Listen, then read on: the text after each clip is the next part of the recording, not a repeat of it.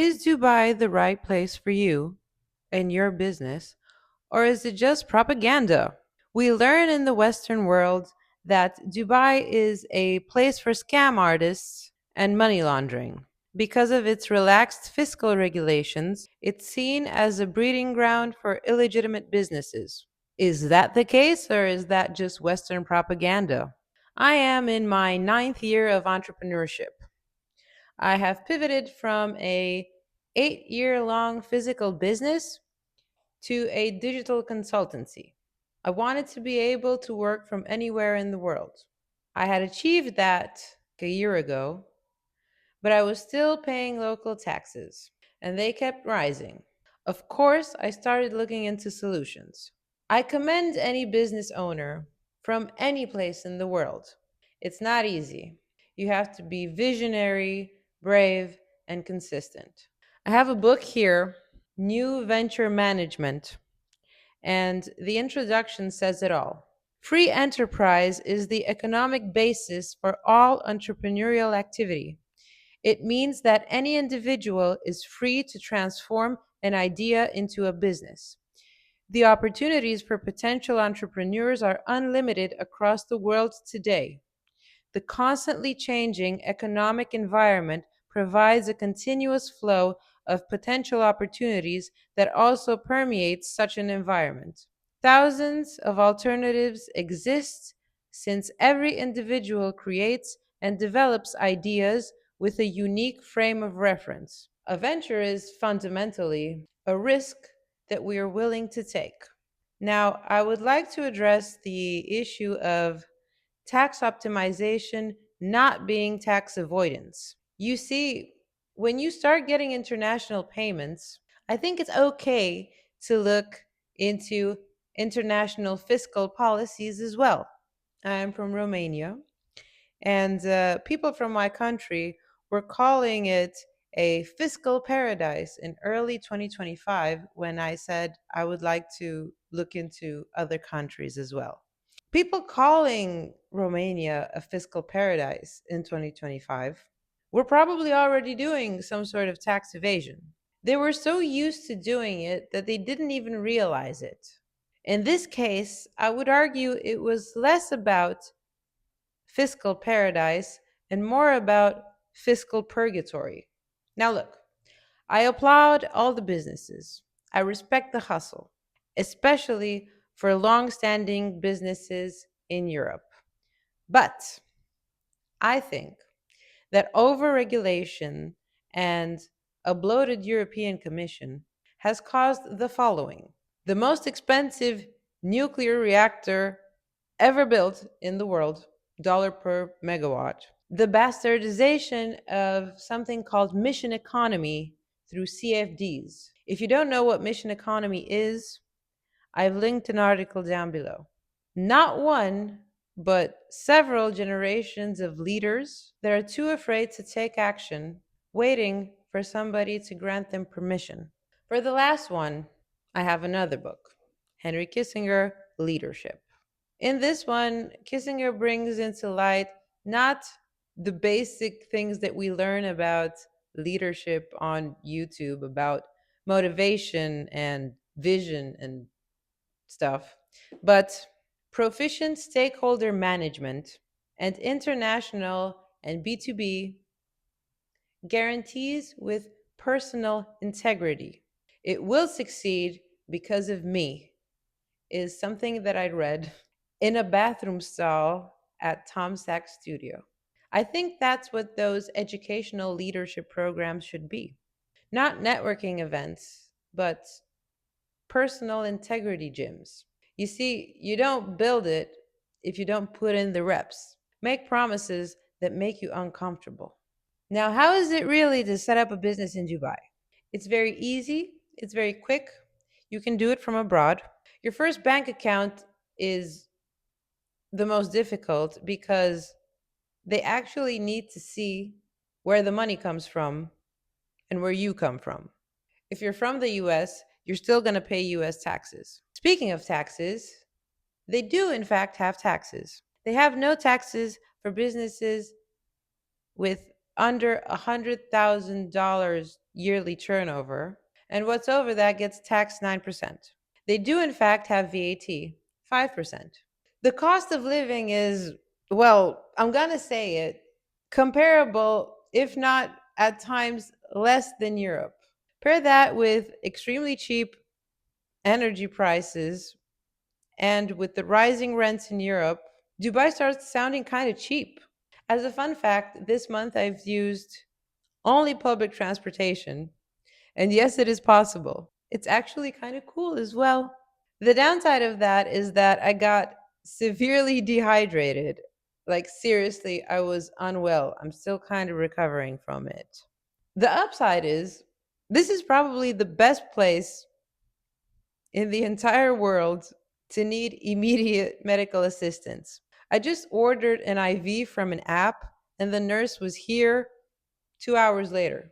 I've learned many things here, not only about businesses, but also about society. When you're removed from your day to day democracy, you can start questioning it a little bit. This is where I'd like to talk about a book called Propaganda. First published in 1928, Propaganda by Edward Bernays is regarded as a cornerstone in the study of public relations and mass communication. Bernays shows us how modern democratic societies rely on shaping public opinion via organized persuasion.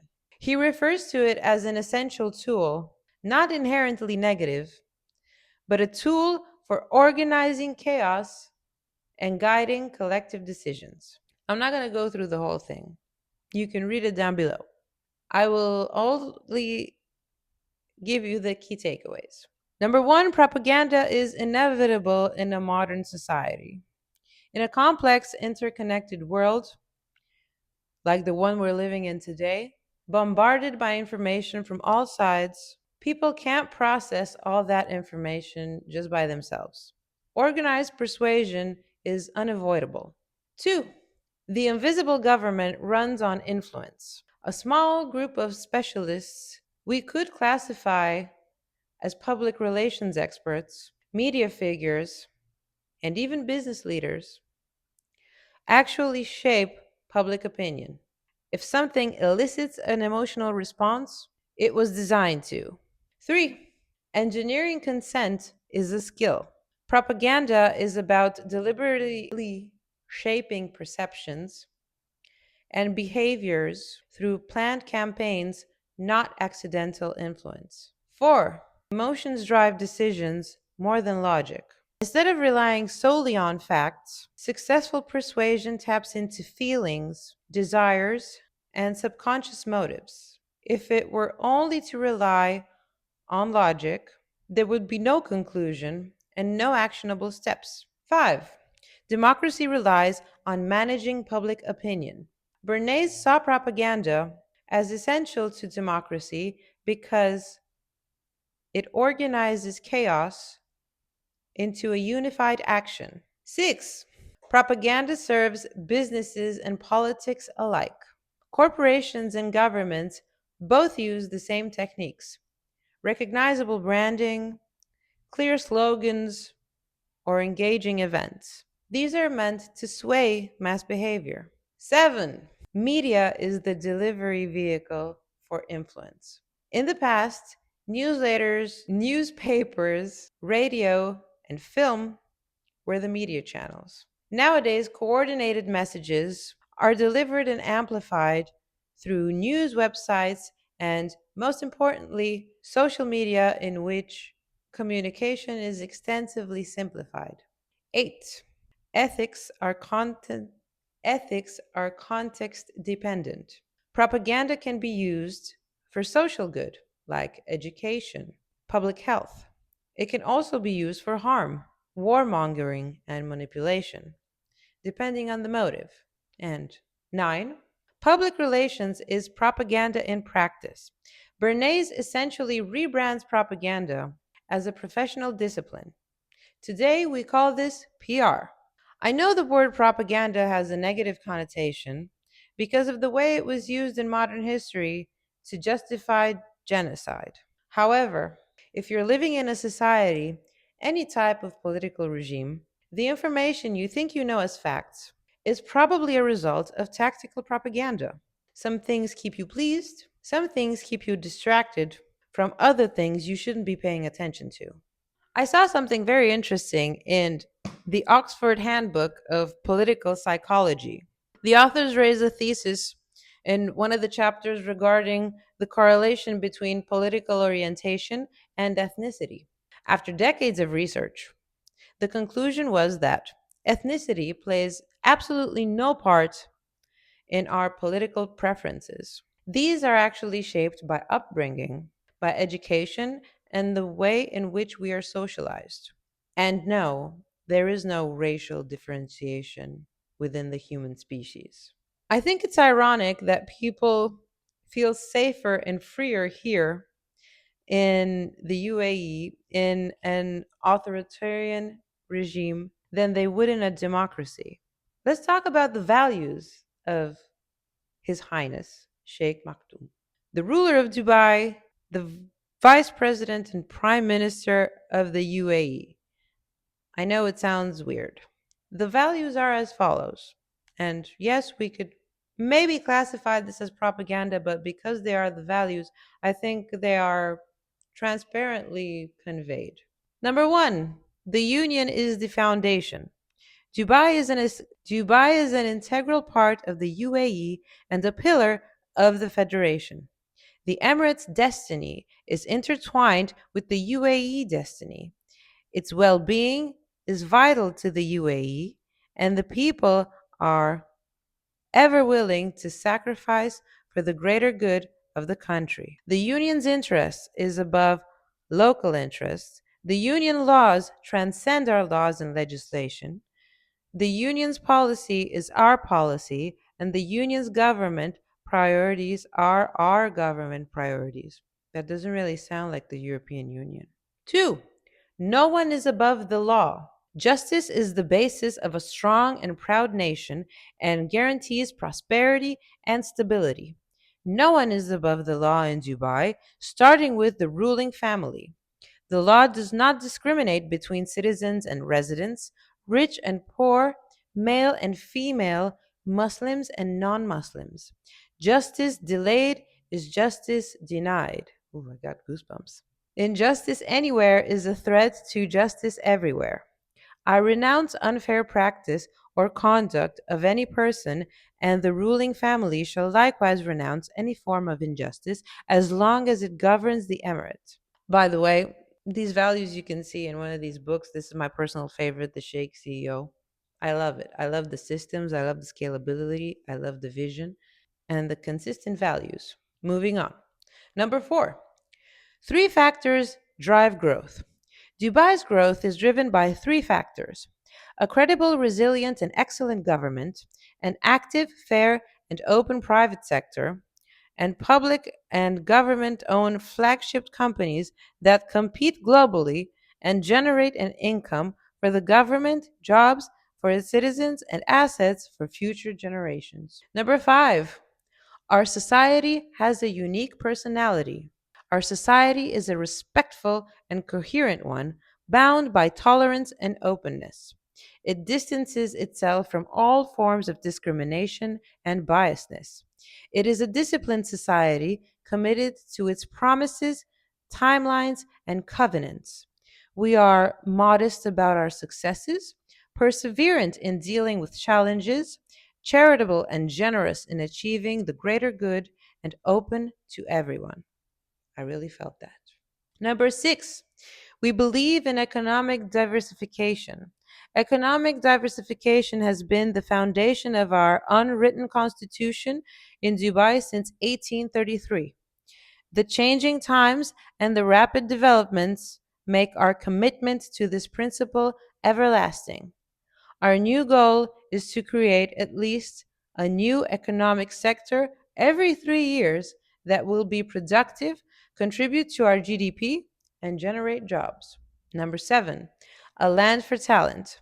Dubai has always relied on talented tradesmen, administrators, engineers, creatives, and dreamers for its success. The Emirates' prominence, sustainably and sustainability and competitiveness depend on its capacity to continue attracting skilled and talented people and nurturing the brightest minds to generate innovative ideas.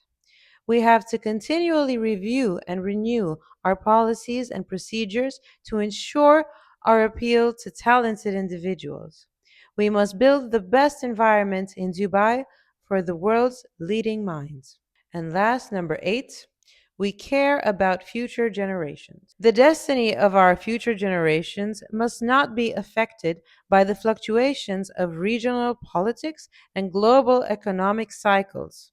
We invest and create valuable assets for them. Our fundamental rule in this regard is that the government should, under all circumstances, own economic assets that are worth at least 20 times the value of its annual budget. We work towards maintaining a secure future, and we are focused today on ensuring the prosperity of our future generations. I paused before reading this last one because it's the antithesis of what is going on in my country relating to new fiscal reforms. They cut student scholarships, and we basically had non existent health care for future mothers. This is kind of well, my experience with the public health sector related to maternity is what made me look beyond my own country. Anyway, Dubai is really big on real estate. So let's talk about real estate. I think with my PhD in architecture that it's not only enough just to build it, you should also provide a friendly, livable context around it. My PhD thesis my PhD thesis was about the behavior of architecture in time. So I addressed things as flexibility and adaptability in architecture and tendencies of decentralization. With that in mind, having a livable context around your development, that's why Dubai looks how it looks like. It is optimized for cars, but for pedestrians as well. Towers are the most efficient way to store human beings in climate controlled environments. I'm sorry to break it to you. We inherit these beliefs. We believe that real estate is a store of value. This is based on our European experience. If buildings hang on long enough, they become monuments.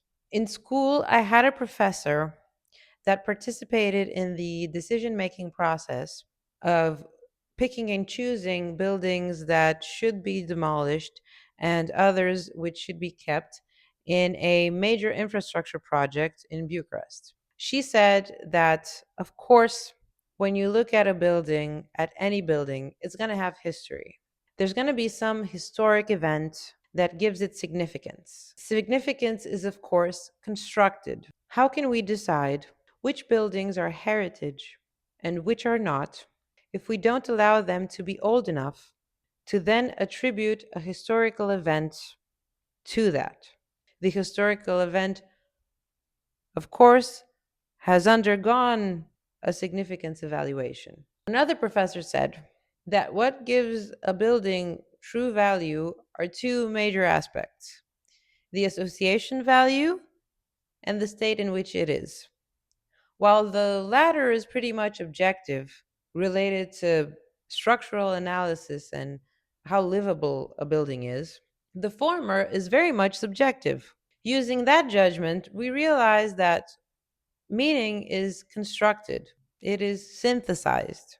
All narratives become propaganda, but in reality, all we have is the present. If my professor was right about keeping all buildings, then the planet, the entire built environment, would look like how the sky would look like at night if stars were immortal and the universe was not expanding. Nighttime would be bright as day.